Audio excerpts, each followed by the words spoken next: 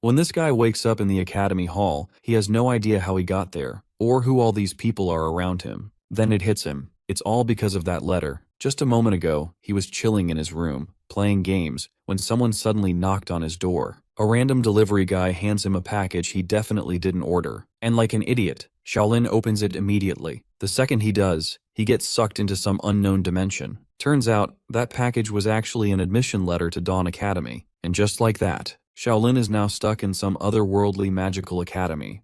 Aura farming for style points, his instructor welcomes him, while the rest of the dudes are just as confused. To introduce himself, this man nearly cuts them down like sushi, before demanding everyone to shut their mouths. First, they must take a potential assessment test. It's kinda like assessing one's attributes, and while some guys get up to 32 points, our boy is hated by the gacha gods, and ends up getting 9 points only. It's the shittiest score on the planet, earning our boy yet another loser title. All his life, this man has only heard the word loser haunting him by everyone he loved. He's fed up and wants to change that shitty label forever. Shaolin snatches away the chip and roars that he'll prove himself. Some candidates are curious about rumors of a talented student. Qin Chuan shares that those people are selected by the luck of God. They're the ultimate prodigies. One bad bitch steps up, the one who has the highest stat sheet in this group, Gu Xiaoyue. Unfortunately, she doesn't have a special talent either. The members of the academy can earn unimaginable wealth and exchange points for anything.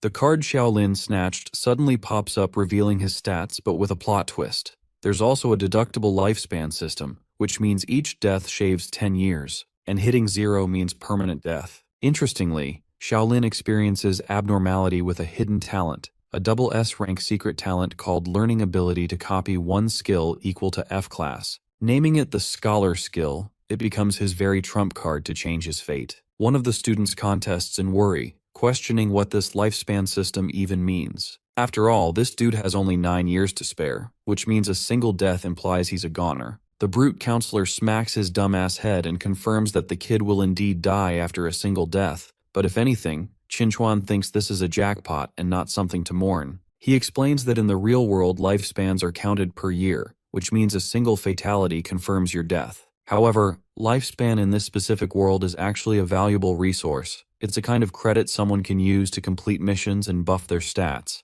It's an opportunity to go batshit crazy and evolve. The loser who got struck on the head is still processing what happened, while Qin Chuan expresses how this very academy enables students to change one's own destiny. People can earn knowledge, and even increase their own lives, enrich themselves with Elon Daddy levels of wealth. So long as they have credits to spare, they're capable of reaching immortality since one death only shaves off a max of 10 years. The bad bitch Xiao Yue speaks up, questioning if the rule only applies inside the academy, or if it's applicable everywhere. The good thing is, the counselor reveals that it will apply on Earth in any location, so long as the candidates become a member of the academy first. With the yapping concluded, Qin Chuan gears them up to prepare for the start of the entrance exam. Snapping his fingers, he orders them to stay right where they are and not move a muscle. The transmission confirms the teleportation sequence countdown, starting from 3. Each student, including our boy, is anticipating their own fears, and the moment the clock strikes 1, the candidates are vaporized from the hall, leaving only the counselor behind. Qin Chuan facepalms in annoyance, pissed off that not a single student from this lowly batch has the expected talented student, which means he won't be getting a good instructor score. While he's sulking on his luck, his co-worker, a dilf with that Toji physique, comes along to flex. Popping a cigar and having more hair than Andrew Tate, he flexes how his class already produced 2 talented students of the A and B rank level. Qin Chuan, on the other hand, can only at best state that one of his students has an accumulated stat point of more than 40. But that's nothing compared to talented skills, because just last year, even a double S rank student was produced. Qin Chuan fires back, stating that it was actually a false claim. There's genuinely no records in their database suggesting the existence of a student with double S rank talent. In fact, even single S ranks are so rare, so it's impossible to think someone beyond that level can exist, except our boy, of course. The scene cuts to the Goblin Den, in other words, the exam site where all of the candidates have been gathered. Remarking on the unbearable putrid smell, they quickly cover their noses, before a message pops up right in front of them. The notification outlines their task to escape the forest and reach the safe zone within 60 minutes, with an additional task of killing the Goblin King and 5 goblins too. The main task grants 10 credits and 100 redemption points, while the option tasks have much higher credit and redemption bonuses, giving the incentive to try. What's more, each candidate has been given a gift box to enjoy, with a final reminder that there won't be any death penalties for the test. This message alone alleviates the concerns of several candidates, who shout in excitement that their points won't be deducted. Meanwhile, our boy taps the box, earning a majestic novice staff as his first weapon, even though it's pretty shit rated at F. Alongside it, he earns the wand mastery skill to use with the staff. From the looks of things, Shaolin assesses that this whole system is pretty similar to the games he used to play. Long story short, bro can use it to his advantage. Wielding the weapon, he points it in a direction and focuses an energy beam, before shooting it at range and leaving a crater in a boulder. It's a pretty neat hit so far, earning him 2 points for using the weapon. Shaolin is happy because now, the more he spams this thing, the greater benefits he'll be able to juice out of it. On top of that, he's also got a sexy passive skill, allowing him to level up his skills at twice the rate than others. While those benefits are remarkable, Shaolin suddenly experiences a sharp pang coursing through his head. This headache is a result of his attribute and mana being far too low, so he can't spam this weapon like he thought he would. One other guy, a beefy musclehead, feels proud for having unlocked a great sword with basically no mana repercussions. Our boy understands that the way a candidate uses a weapon is how they'll be able to level it up faster. Of course, that doesn't mean swinging is the best approach, because then exhaustion of the person is also an issue. The whole point of the 60-minute duration is to ensure these guys can't rest either, which is why Shaolin observes that he might have to switch to physical weapons too in the process. While he's lost in thought, the baddie comes along to pitch him a weapons trade. She got a sword, but to her, and despite not having played games, she understands how staff work. Xiao Yu suspects that intelligence is an added factor for such a weapon, and believes that it would suit her better than a strength-based weapon. She's sharp enough to also have taken notice that our boy doesn't seem interested in the staff. Impressed, Shaolin introduces himself, but this gal only wants that big stick, so our boy gives it to her. Wait, what? Anyway, he emphasizes that the staff requires aim, so she needs that caution before using it. As for Shaolin, he's chilling with his sexy new short sword, just the kind of weapon he needed to suit his experience. Thinking that it's best to cooperate with someone, the same dude confidently asks the baddie if she wants to team up with him. But before he could, that beefy dumbass comes along and towers over her asking for the same offer. The big guy over here is impressed because of Xiao Yue's stats, and recommends that she cooperate with him for maximum success, even berating the scrawny kid Shaolin for being a trash teammate. Our boy is mildly annoyed, while she assesses the situation and straight up rejects this man to his face before turning around, exerting maximum girl boss behavior. Wang Delin is humiliated and made fun of by the surrounding candidates. His ego can't take it, and out of frustration,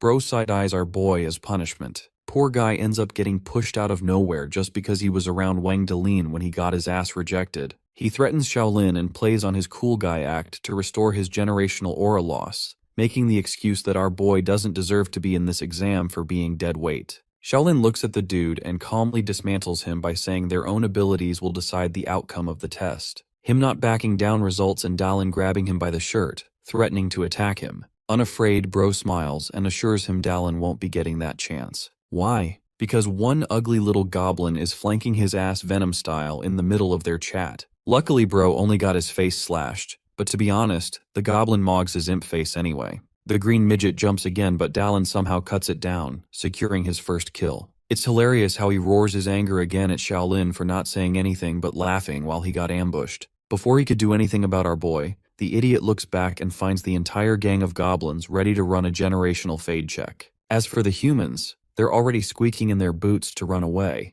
The fight begins with some players getting taken down immediately. Over to our boy's side, Shaolin is holding his own against the goblins. Everything about this simulation is real. Even the pain they experience is far too real. Xiao Yue kills a goblin with her staff, while he takes one down with a slash. The environment is supposed to be virtual, but the encoded settings are too real. In other words, this isn't just your average game. An ordinary person is going to get massacred in a place like this, no matter the weapon. A few candidates recommend that they hide inside the cave since it seems to be a safe spot. This one guy runs inside, while Shaolin notes that it's only safe inside for now, because according to the remaining protected time of 30 minutes, it won't be like this forever. Instead of letting his emotions govern his situation, our boy calms himself down, analyzing what he can do best here and now. If he hesitates, he'll die, so he begins swinging his sword repeatedly in order to train and increase the weapon experience points. He notices that only a specific kind of strength in the swing counts the experience point,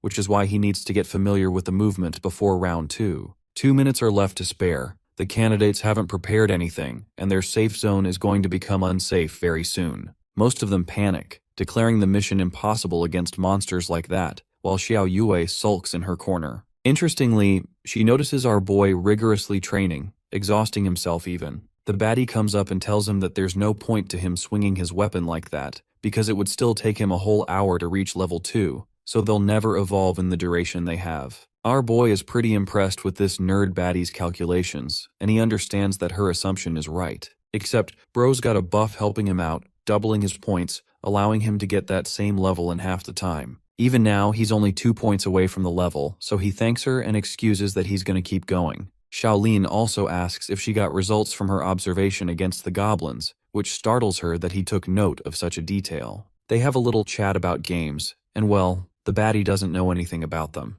Back to seriousness, Shaolin shares that the goblins have trash offense and defense, while their weakest parts are the head and the heart. In other words, taking them down isn't a grandiose task. They just need to stop fearing them. The mission isn't that difficult. He can see some of them trembling in fear, but these people are destined to lose anyway. With 2 minutes left, Xiao Yue expresses that they gotta head out now. Our boy follows her by teaming up with her. Again, Wang Delin intrudes and blocks them, questioning where the hell they're going. Like last time, this persistent cockroach asks Xiao Yue to team up again, believing Shaolin is gonna get her killed. She humbles his ass again, assuring him that the main challenge is the Goblin King. The scumbag roars at her, stating that it's just an optional reward they could ignore. It's not like they haven't seen the monster either. While he's aiming for basic survival, she's aiming for the top dog prize. Our boy backs her up, assuring Dallin that the quest must have some kind of trigger mechanism, or perhaps even a number of goblins killed. Xiao Yue deduces that the academy wouldn't just force them to defeat the boss in a couple of minutes, which means the surest trigger has to be some kind of kill count activation. Even our boy believes the same outcome, thinking that they need to wipe a few goblins first. One girl, shivering in fear, believes they should aim for survival since they have no clue of the Goblin King's strength. This loser mentality isn't enough for our Kobe Bryant protagonist, who believes winning huge is better because they won't die failing here anyway. He urges them all to go out with a bang, to score the maximum points possible. Thanks to his motivational speech here, some of the candidates have their resolve raised much higher. Delin comes along and becomes an obstacle once more, trying to swoon the crowd to not listen to a suicidal maniac, but Xiao Yue quickly humbles him for the 69th time, telling him to sit the fuck down for being average. He only has 30 points while she scored a whopping 46, enough for her to make him shut up. The silence is deafening because Shaolin is only realizing how she's 5 times higher in points than him. Seizing the leadership role, she commands the group that only a unified front will lead them to mission success. For Dallin, she orders him to take on the aggressive goblins at the front, and any ranged fighters to support and cover from the back, allowing the maximum killing of goblins. Finally, for our boy, Shaolin understands that his role is to finish off any low-life goblins trying to escape the crowd, since he has the worst stats of all of them. With this strategy, they exit the cave with a bang. Dallin starts cutting the goblins down. The archers keep them at bay while scoring down their numbers. Of course, some goblins try to attack them too, only for Shaolin to swoop in and flank kill them. Though he saved her life, it costs him some stamina, so he's only aiming for opportunistic one-hit kills. Thanks to his keen eye, he ends up killing 4 goblins using the same strategy, surprising the rest of the candidates for doing so much with only 9 points to his name. They think it's luck, but Xiao Yue can see intentionality in everything our boy is doing. It's an excellent maneuver for his stats. With this, Bro levels up to 2 and raises his sword mastery stats. It's all thanks to his experience in a VR game he used to spam, or else he wouldn't have precise control over his weapon. The system quickly swoops up and congratulates him for being the first person to reach level 2, unlocking a new heavy slash skill. What's even better is that Shaolin only has to kill the 5th and final goblin to complete one of the optional quests. He finds one near death and takes him out, completing the quest at last. The moment he completes the quest, the other goblins suddenly start disappearing out of nowhere, as if the mission is completed. The system announces the confirmation of the hidden condition, activating the boss in the process. Lo and behold, the Goblin King rises with a goddamn titanic stature, ready to slaughter them all. The Goblin King finally pulls up, and he looks like a straight-up nightmare fueled by pure horror. The second he spots the students, he lets out a roar so deafening that everyone has to cover their ears just to keep them from popping. It's clear to everyone now that this towering beast is the ultimate dungeon boss. Shaolin realizes all the smaller goblins have vanished, leaving them alone with this tank, while the other students are staring at that massive health bar and losing their chill. One guy actually drops his sword and tries to bolt, and even though Shaolin knows the monster has cracked hearing and a sharp nose, there's no stopping the panic. That runner's mistake backfires instantly when the goblin hears him and locks on, but Wong thinks he's him and tries to capitalize on the distraction. He leaps in for a sneak attack, but the Goblin King has zero lag. He counters Wong in a blink and sends him flying into the dirt. Wong gets deleted the moment he hits the ground, and seeing a top player get folded like that sends the rest of the group into a full-on sprint for the exit. It's basically a free-for-all now, and the goblin starts clearing the lobby, squashing one student under his massive foot and sending others flying with his club. He's about to finish off a female player when a magic attack clips him from the side. The hit isn't a world ender, but it chips the health bar enough to get the boss's attention, and it turns out Gu Xiaoyue is the one behind the spell. She's heated that she missed her mark earlier and knows they have to hit vitals if they want to actually win this. Her original plan was pretty solid on paper. Vanguards distract while the ranged units chip away. But now that everyone has broken formation and started running, she realizes her strategy was way too idealistic. She's standing there vulnerable as the monster raises his club to flatten her, but right before she gets turned into a pancake, Shaolin moves like a blur. He slashes the goblin's hair, which is a total disrespect move but works perfectly to pull the aggro onto himself. Shaolin is way too fast for the boss to catch, and as he dodges the incoming swings, he notices the goblin's AI is actually predictable. It just targets whoever is standing closest. He uses this knowledge to rally the squad, calling out the scared girl who's been hiding and telling her to start spamming ranged shots. Even though she's terrified, she agrees to help, and Shaolin orders Gu Xiaoyue to go full glass cannon mode with her staff. The two girls start blasting the goblin, and for a second, things are actually looking up as the health bar starts to dip. Shaolin is hyped, pushing them to keep the pressure on, but the goblin has a hidden phase. He lets out a massive roar and slams the ground with enough force to crack the earth, creating a shockwave that deletes the archer girl instantly and leaves the survivors in a total state of shock. Now, it's just Shaolin and the mage left standing, and she's definitely feeling the pressure, low-key worried they're about to get cooked. But our boy keeps his cool and checks her mana tank. She reveals she's only got enough juice for 2 more shots, which Shaolin decides is plenty as long as she locks in and lands those headshots. He's confident they can end this right now, so he activates his scholar skill to copy the goblin's own shockwave, which packs a 3-second stun on impact. As the monster gets dazed, Shaolin charges forward, thinking about how he was supposedly useless in his previous life, but now it's his time to shine on the battlefield as he goes for the swing. Just as he's about to connect, he notices the goblin is prepping its own shockwave by slamming its hands down, but he realizes his copied version triggers differently, through sword impact. Shaolin doesn't flinch and blocks the goblin's hit head-on, triggering his shockwave at the exact same time. The clash is so intense it actually shoves the massive goblin back in total shock, leaving our boy amazed that his theory about the skill was 100% correct. He knows he's on a 30-second cooldown now though, so he's got to kite the boss for a bit to stay alive. Right on cue, the monster swings again with a hit so heavy it creates a literal energy blast,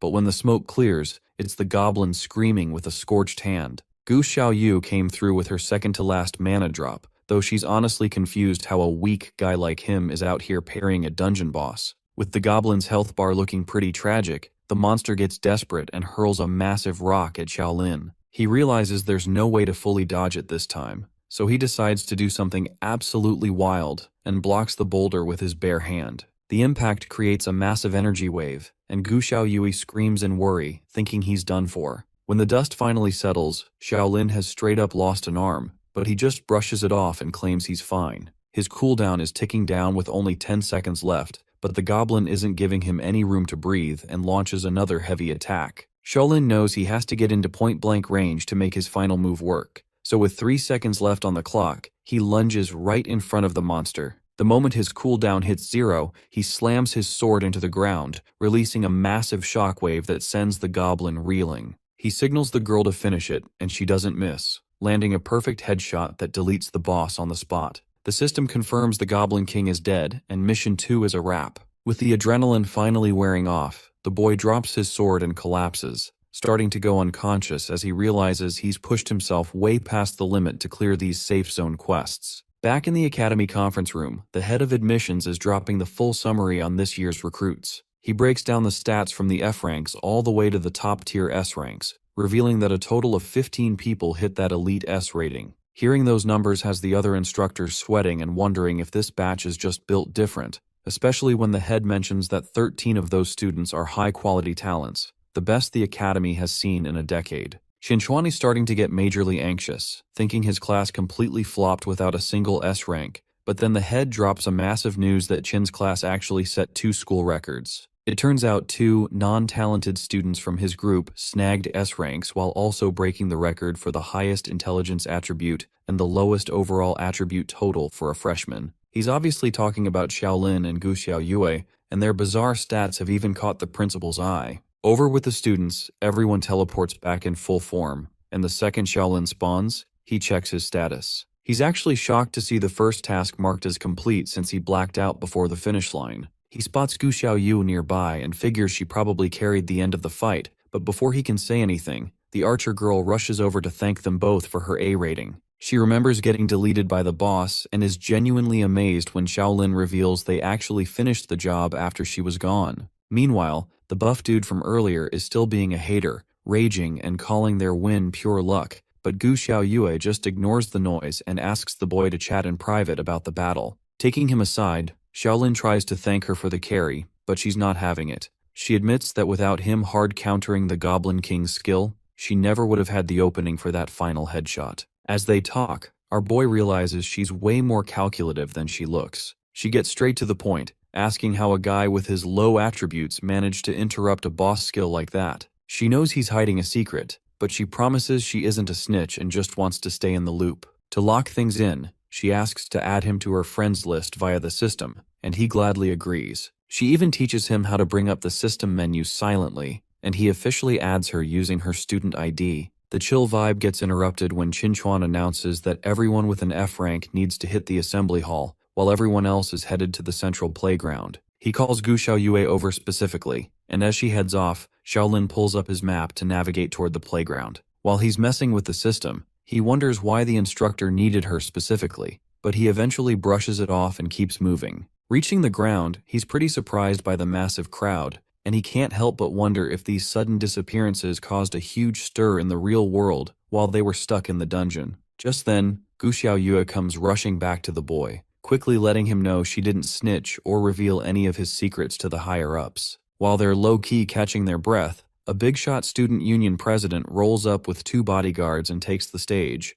introducing himself and apologizing for the principal being fashionably late. But the formal vibes don't last long because a massive roar suddenly rips through the playground. To everyone's absolute shock, a giant dragon appears in the sky, and Xiaolin feels that primitive biological fear hit him so hard his body literally freezes up. Even Gu Xiaoyue is trembling next to him as the dragon's rider, who turns out to be the principal of Dawn Academy, finally touches down. The union president tries to call the entrance a bit extra, but the principal just grills him, basically saying he had to push the dragon to its limits because he was running late for the speech. He even threatens the dragon, telling it that if it tries to jump scare his students again, he'll skin it and turn it into a sofa. From the crowd, Xiaolin is watching the principal with a bit of anxiety, worried that someone this powerful might have the eyes to spot his hidden scholar talent. The principal starts his address by praising the student's potential, but then his eyes lock onto Xiaolin. He uses magic amplification to finally address the elephant in the room about why they were all kidnapped and summoned in the middle of the night. He shifts the blame onto the admissions department for the ungodly hours and promises to make a rule so it doesn't happen again. Then, the vibe gets dead serious as he explains their new reality. He introduces them all as colonizers and reveals that the planet they're currently on is called Norma, the New World. The entire point of the academy is to train them into an elite force for conquering and ruling this alien territory. The principal gets loud telling the students that their old lives effectively ended the moment they opened those admission letters. From here on out, they aren't just students. They're the future generals, mages, and leaders who will conquer entire worlds. He starts emitting this insane amount of energy while talking about the treasures waiting for them in the new world, which definitely does the trick and spikes the morale of the entire crowd. He lays down the law, stating that only the top 3 students from each class will get the privilege of entering the new world early. The student union leader looks a bit worried about this timeline, but after a warning glare from the principal, he backs down and shuts up. The old man then dismisses the crowd, leaving Shaolin deep in thought about the union president's weird reaction to the early deployment. Shaolin's main priority is still just getting stronger so he doesn't get deleted, but his inner monologue is cut short when Qinchuan calls him over. It turns out Gu Xiaoyue turned down the position of class monitor, a job that usually goes to the top performer, so the responsibility has trickled down to him. The instructor assures him that being monitor comes with extra credits and special privileges, which might be a literal lifeline for a dead weight with his stats. He doesn't really give our boy a choice, appointing him on the spot, and Shaolin gets the official system notification confirming his new role. The instructor dips, leaving the rest of the orientation to the AI, while Shaolin is left standing there wondering exactly what kind of perks he's actually going to get from this new gig. After the announcements, the students head over to the dormitory building to get settled in. At the reception, the lady in charge lays down the law, making it clear there are heavy penalties for anyone caught sneaking out at night. However, her mood pulls a complete 180 the moment she realizes Shaolin is the class monitor. She suddenly gets super friendly and offers to personally escort him to grab his supplies and check out his room. She hands over his freshman uniform and shows him to a lavish single room. It's a major step up from the standard dorms and one of the sweet perks of his acting monitor status. She also points out that his ID tag is basically his life now, used for everything on campus. Before heading out, she introduces herself as Zhang and even suggests they add each other as friends. Shaolin thanks her and realizes that the privileges his instructor mentioned are definitely real, considering how differently people treat him the second they see his title. Once he's alone, he opens up his course schedule to figure out his life, but the massive list of classes is a bit overwhelming. He has to pick 1 combat course and 3 secondary attribute courses, but thanks to his unique talent, he isn't sweating it too much. He knows he can't afford to waste his biggest advantage, so he locks in basic swordsmanship for his combat slot because of how versatile it is. He figures it'll boost his survival chances and give him a solid foundation, so he officially makes the choice. The next day, he shows up for training and starts going to town on a practice dummy, but the exhaustion hits him like a truck almost immediately. He can really feel how weak his lower back is, which is a huge problem since that's where all the power for a longsword comes from. Just as he's starting to flag, his innate talent kicks in, and he starts swinging again with a second wind. He realizes that as long as he can wrap his head around the basics, he can level up at a cracked pace. True to form, he hits level 3 in just an hour, which is literally twice as fast as anyone else in the room. While he's locked in, another student collapses on the floor, crying about his arms being dead. The instructor, a third-year sub named Chung Na, isn't having any of it and starts grilling the guy for picking her class with such shitty stamina. She warns the whole group that nobody is leaving until they hit level 3, which sounds like a death sentence to the others. The femboy student who went down early is already regretting his life choices, and the rest of the class is panicking because they know it usually takes 4 hours of non-stop grinding just to hit level 2. To everyone's absolute shock, Shaolin actually steps forward and tells the instructor he's already hit level 3 and wants to dip early for his next meditation class. The entire room goes silent as they process what he just said. Chung Na also looks at him with major suspicion, pointing out that a freshman reaching level 3 in basically 2 hours is completely unheard of and borderline unbelievable. She greets him as the notorious lucky dude with the dumbest base stats, only to get S rank by leeching off. In other words, the girl is out here calling him a fraud, and can't even fathom that this dude is already level 3. Our boy counters, assuring her that the data can prove his ranking, even ushering her to go ahead and check. The instructor taunts him. Chung Na activates one of her high-level permissions as a teacher, and crafts open a systems training simulation arena for all to witness. Our boy wasn't expecting this sudden change as the very terrain around them started shifting. Chung Na isn't the type to nerd out about the data. Instead, she's a battle maniac who wants to test him in real combat. The simulation zone is metal as fuck with boneheads filling the space around the arena. Shaolin realizes that this is the place where the academy took away the laws of the world, allowing them to create some godlike training space. Walking past him, Chung Na assures the dear student that he won't die in this simulated space, but she also reminds him that everything he feels is going to be real. What's more, this chick gave up a pretty hefty price just to open the expensive arena, so she's interested in getting every bang for her buck. Saying so, Chung-na summons several skeleton warriors out of the ground, all of whom lunge towards our boy to take him down. She thinks that if he's truly a mighty level 3 swordsman, then this much should be nothing for him. Mommy Chung-na sits and watches the show, expressing that the soldiers are so weak they're comparable to the goblins he faced back at the entrance exam. The first hit is avoided by Shaolin, who is told to clear the dungeon and earn the reward of leaving class early by proving his worth. Even more, she states with confidence that he'll earn more privileges to leave in the future. Gearing up for combat, Shaolin postures himself prepared to confront the undead dungeon. The goal is to survive for 40 whole minutes, or just kill 20 soldiers in the process. Now, our boy is sweating already, believing that this woman is a damn maniac for going this far just for some dumb ego play at testing his skills. Regardless, he prepares his iron dagger weapon to confront his enemies. Shaolin also understands the 2 clearance conditions, while the skeleton soldiers rush forth to slice and dice this man into a kebab. First, our boy ducks the swing, wondering if he should stall for 40 minutes or just kill all 20 of these monsters. Saying so, Shaolin connects a brutal slash, tackling the first soldier and creating an opening to strike. Next, he confronts to kill the soldier, this time zapping its head clean off its body, marking the first kill. Now, he has gained the understanding that he'll need at least 2 hits to kill at least one of the soldiers. But right now, they're ganging up on him from every direction, and with the inclusion of 20 soldiers, Shaolin needs to connect 40 definitive strikes to succeed. It's not easy, but the shocking part to his substitute teacher is how this kid has the balls to dive into danger instead of trying to stall. At first, she thought he'd be pissing his pants and begging her to just close the dungeon, but it seems that she has impressed her quite a lot. Also, his movements are commendable with each attacking angle too, so he's not faking anything so far.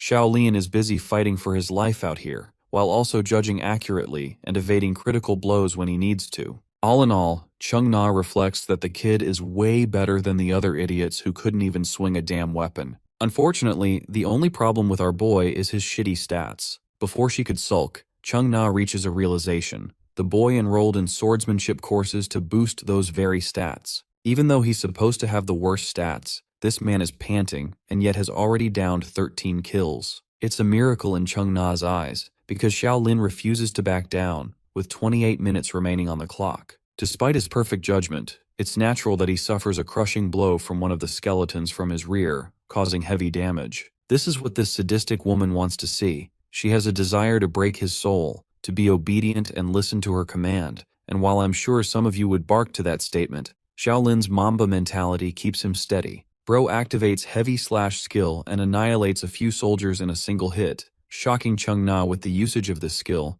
as no one is supposed to have that so early on. This shoots up his count to 17, then 18 and finally 19 confirmed kills. After blitzing his way past all of them, our boy secures the final and 20th kill, completing the task. By the end, Shaolin is just a mess who can't even breathe, but he still glares down at his instructor, roaring that he completed the task to perfection. Watching him like this, she can't help but wonder what the heck is wrong with this freshman, the same kid who got supreme evaluations in the exams, and it's starting to seem like it's not just luck. The scene cuts to the student council office, where the council president learns about the list of students who received SSS-rank evaluations. His assistant shares that he should also take a look at the class schedule, because apparently, this year's selection has been very strange. For example, she highlights Shaolin, a boy who has actually managed to destroy every course available so far, stunning the president's expectations. At the infirmary room, things are spiraling up with Chung-na put under hot fire for treating a freshman like this. She roars back at the student president, calling him a midget,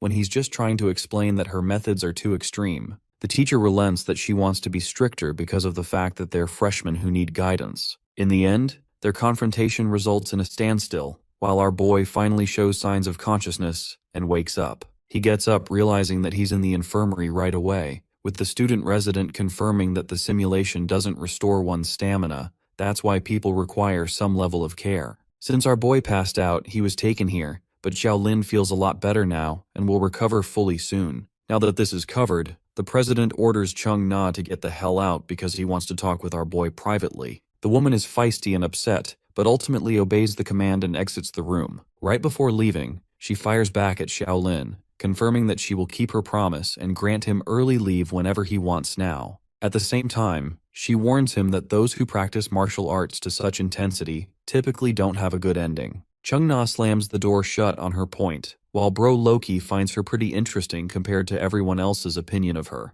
That aside, the president has some stuff to share and asks if Shaolin read the part where it said he's not advised to take too many courses. Swordsmanship, movement, and taijutsu are the physical courses. Meditation, spells, and perception are the magical courses. With both systems offering different growth paths, dual cultivation may have its advantages, but it's also taxing, with each branch diversifying deeper and deeper. When one enters sophomore year, the dual cultivation eventually costs nearly 7 times the energy to maintain for a student. Even with those facts, Shaolin knows it all, comparing the structure to a tree, where higher means further drifting apart. Both cultivation systems are like that, and even though they're painstakingly difficult, it's not his job to just throw up his hands and give up. Plus, bro's skill is the key to succeeding too. This kind of confidence students the president, and before their talk can continue, he receives a message from the principal who approves our boy's course selections. The president leaves while assuring him that a new schedule will be provided to Shaolin to accommodate him properly.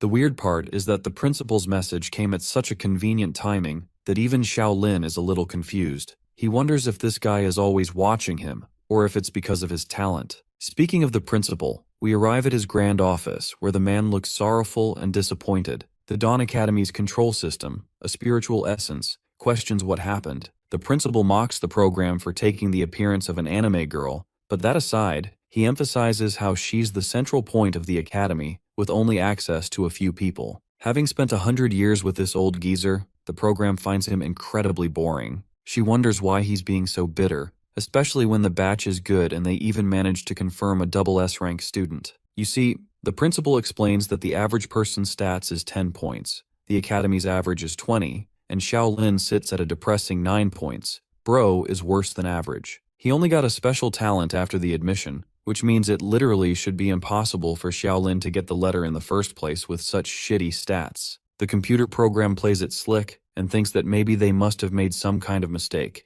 but that's exactly the main problem. The headmaster shares that after accessing the database, he saw something jaw-dropping. There's actually 0 records of Shaolin's admission. The principal denotes that nearly 1,400 students enrolled this year, but there's 1 letter short, and something like that has never even happened in the history of the academy. Since this virtual girl is supposed to be the main control program, he seeks her insight. The girl shares that of the 1360 letters, there are no reported errors, so next he demands to see Shaolin's letter. To that, she teasingly states that she won't be cooperating with him, as not even he has the authority to view that specific letter. That knocks the wind right out of the old geezer and nearly sends him into cardiac arrest. He can't believe that even with the permission of the academy, he doesn't have viewing permissions for a single letter. The control program confirms this once more, assuring him that she's just as surprised. Taking the L with grace, the old man decides to let things slide for now. Instead, he wants her to create a backup and encryption of the admission letters instead.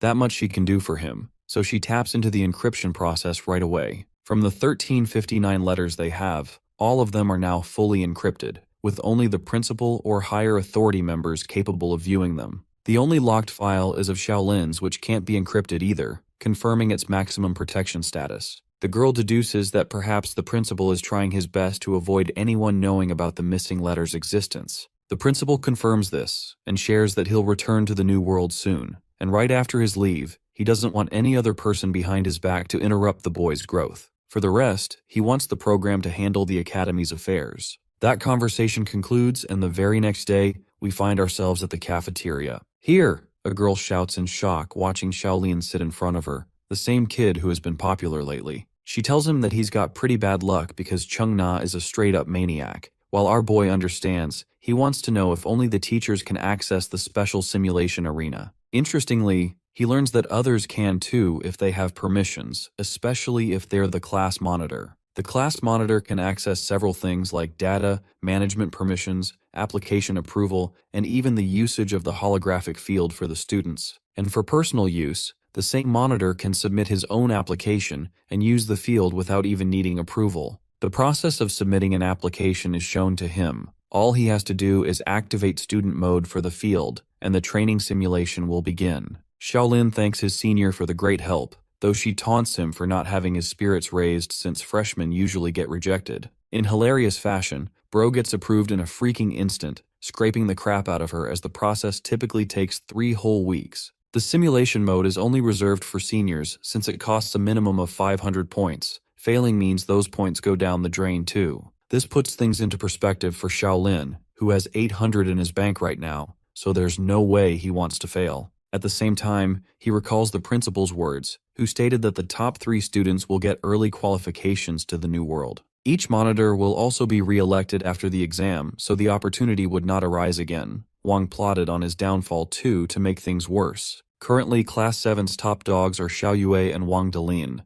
If he becomes a monitor, our boy is cooked for life and won't get the simulation field. That's why no matter what, Shaolin needs to become stronger. Concluding his talk with the senior, he takes off, while she is left with the impression that this guy works really hard, indicative of why he became the monitor in the first place. In the gym classroom, people are losing their minds that some shit stat candidate managed to be elected as class monitor. This is Liang Ziyue of Class 6, while Wang Delin crushes a bottle, roaring his anger at their counselor for making such a stupid decision. He berates Qin Chuan, their teacher, for once being a shitty student himself, so naturally he's also taking interest in the bottom tiers. Wang Delin is visibly frustrated, and still remembers the L's he took when Xiao Yue rejected him in front of everyone. His lackey Ziyue suggests that they can simply teach Shaolin a lesson right now instead of waiting 3 whole months. You see, this guy shares a connection with a senior, and thanks to that, he's already plotting his scheme to cause damage to Shaolin. Speaking of our boy, he's currently going David Goggins-style cardio to boost his fitness. At the end of the training session, he decides to go back to the dorms, reflecting how daily training is going to boost him in no time. But the moment he clutches the door handle, it just doesn't work, implying that it was bolted shut from the outside.